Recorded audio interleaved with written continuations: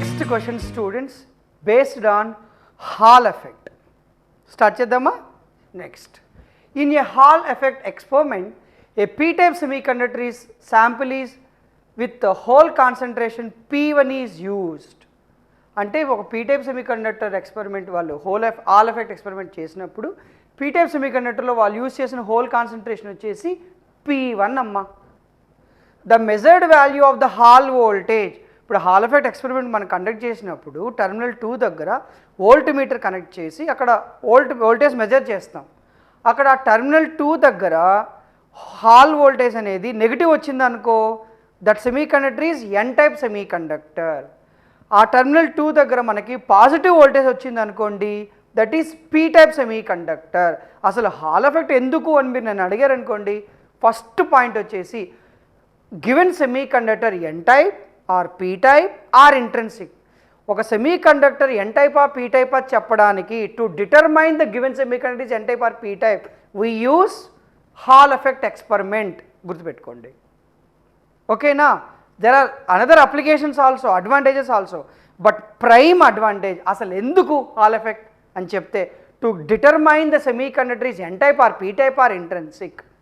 Okay fine. ఇప్పుడు Hall voltage measure చేశారు, అది VH వచ్చిందమ్మా. VH1 ఇంకా క్లియర్గా చెప్తే P1 కాబట్టి VH1.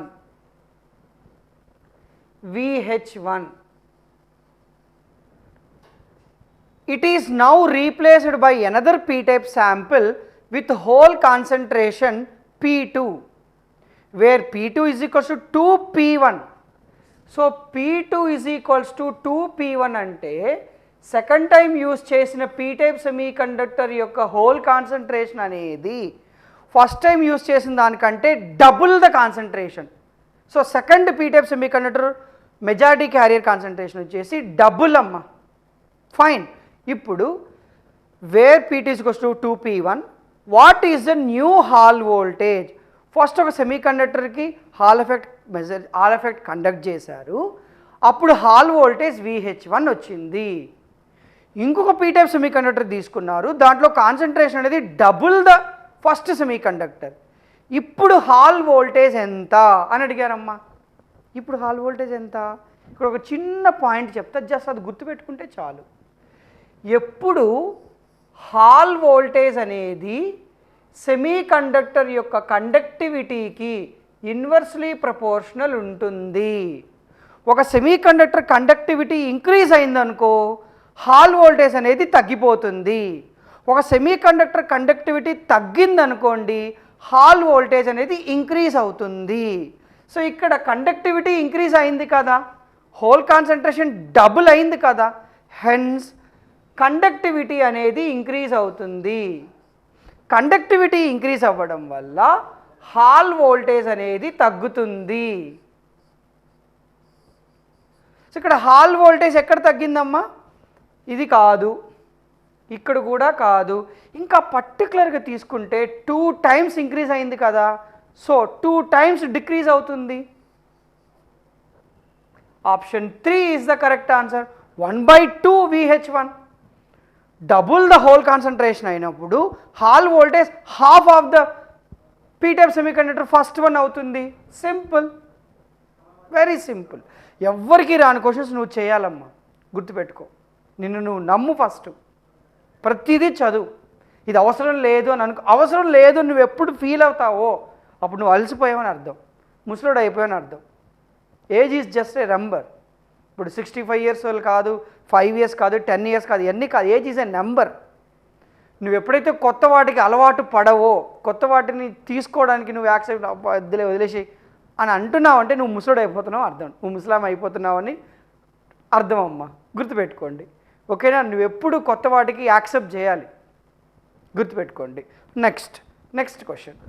In an extrinsic semi conductor the Hall coefficient RH is.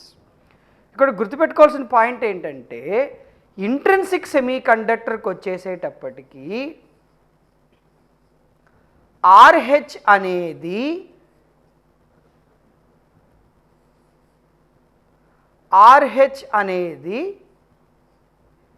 NTC అమ్మ. ఎందుకంటే intrinsic semi conductor NTC device కాబట్టి. అదే ఎక్స్ట్రిన్సిక్ సెమీ కండక్టర్కి వస్తే ఆర్హెచ్ అనేది పీటీసీ డివైస్ అమ్మా. ఎందుకంటే extrinsic semi conductor PTC device కాబట్టి ఆర్హెచ్ కూడా సేమ్ అలానే ఉంటుందమ్మా. చూద్దాం. ఎక్స్ట్రిన్సిక్ సెమీ కండక్టర్లో హాల్ కోఎఫిషియంట్ ఆర్హెచ్ అనేది increases with temperature, decreases with temperature, independent changes with the magnetic field. Magnetic ఫీల్డ్కి సంబంధమే లేదు. ఇండిపెండెంట్ అని చెప్పలేవు, డిపెండెంటే. ఇక్కడ ఉంది కదా. So extrinsic semi conductor PTC కదా, అంటే టెంపరేచర్ ఇంక్రీజ్ అయినప్పుడు ఆర్హెచ్ వాల్యూ అనేది కూడా ఇంక్రీజ్ అవుతుంది. అలా అయితేనే పీటీసీ పాజిటివ్ టెంపరేచర్ అని చెప్పచ్చు. టెంపరేచర్ ఇంక్రీజ్ అయ్యి ఆర్హెచ్ డిక్రీజ్ అయిందనుకోండి, that belongs to NTC device. అంటే టెంపరేచర్ ఇంక్రీజ్ అయితే ఆర్హెచ్ డిక్రీజ్ అవుతుంది అనేది. But in extrinsic it is PTC, hence it is increases with the increase of temperature. Option 1.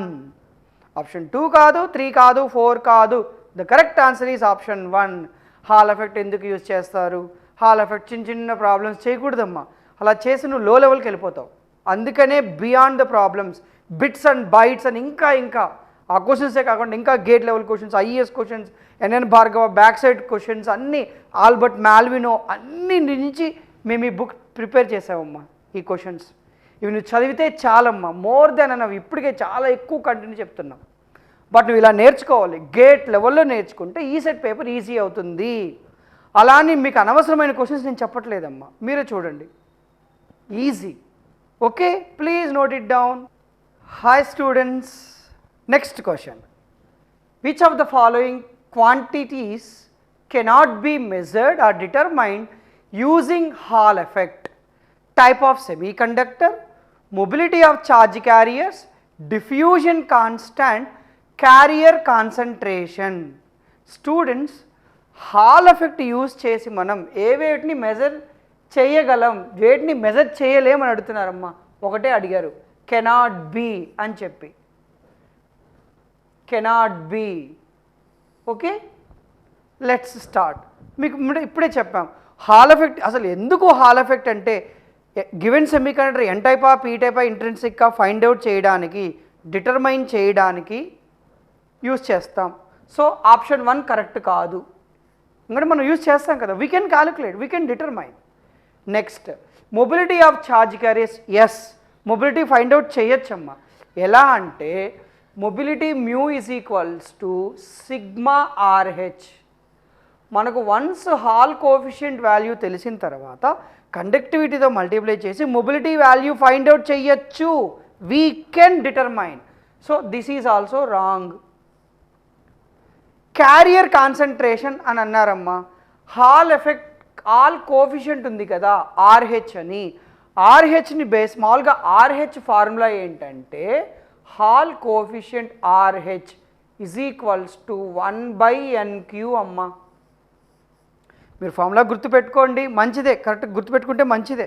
It is useful. రేపు నువ్వు BTech వెళ్ళినా, hire స్టడీస్కి వెళ్ళినా, లేదా జాబ్కి వెళ్ళినా ఇవన్నీ యూజ్ అవుతాయి.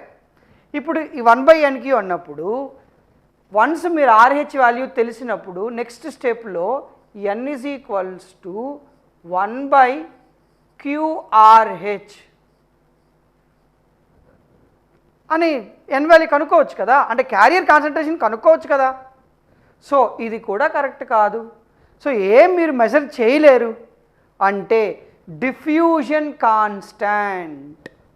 హాల్ ఎఫెక్ట్ యూజ్ చేసి డిఫ్యూజన్ కాన్స్టాంట్ని మీరు మెజర్ చేయలేరు, కనుక్కోలేరు. Okay, next question. For a particular material the Hall coefficient is found to be 0. The material is, this is IES question students, very easy. A మెటీరియల్కి hall coefficient 0 ఉంటుంది అని, అట్స్ none other than insulator. గుర్తుపెట్టుకోండి. ఓకేనా? For intrinsic semiconductor NTC, for extrinsic semiconductor PTC, but for insulator it is 0. Okay, next question. The majority carriers in an n-type semiconductor have an average drift velocity Vd in a direction perpendicular to uniform magnetic field. ఒకసారి రీసెట్లో అడిగారు ఆ electric field magnetic field పర్పెండిక్యులర్లో ఉండాలా ప్యారలల్గా ఉండాలా అని. పర్పెండిక్యులర్గా ఉండాలి. Already మనం ECET previous క్వశ్చన్స్లో చూసాం. ఇవన్నీ అడిషనల్ బియాండ్. ఈసెట్ బేసిక్ అయితే అడ్వాన్స్డ్ స్టేజ్లో ఉన్నాం. ఫస్ట్ మీరు ఈసెట్ బిట్స్ చూసి ఇక్కడికి రండి, అప్పుడు ఇంకా ఈజీ అవుతుంది. ఒక చైన్ ప్రాసెస్ లాగా నీకు అర్థమవుతుంది. ఓకేనా. Next, magnetic field B. The electric field E induced due to Hall effect acts in the direction అని అడిగారమ్మా. విడి అనేది డ్రిఫ్ట్ వెలాసిటీ అమ్మ. బి అనేది మ్యాగ్నెటిక్ ఫీల్డ్. చూద్దాం. ఇప్పుడు ఇక్కడ ఎలక్ట్రిక్ ఫీల్డ్ వల్ల వచ్చే ఫోర్స్ ఏంటంటే QE. Because of the electric field, due to electric field. ఓకేనా. Next, just a minute, due to electric field.